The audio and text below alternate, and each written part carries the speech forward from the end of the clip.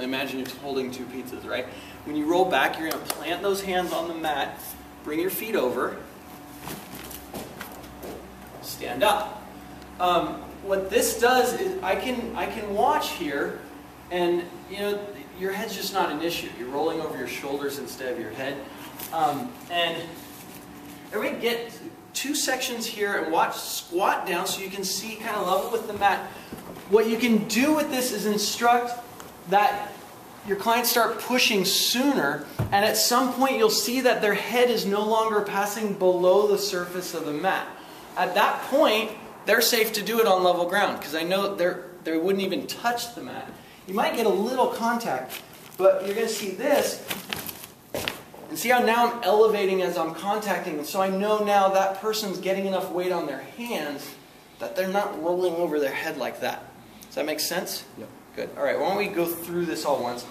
Watch each other. Now, a couple key things about the backward roll from a technique perspective is that the roll's driven by lifting your feet, not by throwing your head and shoulders back. Because if I lift from here, I'm going to round out. If I go like this, I'm going to flatten out. And then you're just going to go slam on the mat, right? We want to create this rolling action. And this ultimately is a drill for a backflip as well. Because you're coming off this, you're going to be landing, rotating that way. You're getting that sense of what a backflip's actually going to feel like ultimately. Okay? All right, time. Just go over. Go back. Feet over. There you go. Good. Now, did you guys see the little right at the end of it? That's normal, but we don't want to see that. What I want to see is the feet driving right from the beginning. There should be no extension of the hip as the roll goes over. Try another one.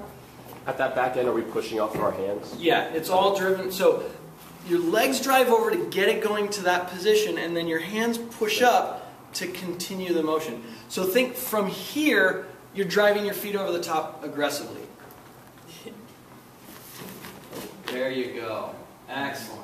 Excellent. See the difference in the movement there? Because that kick out, if I were to extrapolate, okay, so now I want you to do standing back tuck, right? She's going to jump up, she's going to get inverted, and then go like this. Now her rotation stops dead, and she lands on her face, right? And so I want to make sure that's always rotating and pulling feet underneath at the end, because of where this will eventually push. Yeah, excellent. Good. Woo! Right, yeah. Better than those lemon drops. Nice. Next person in.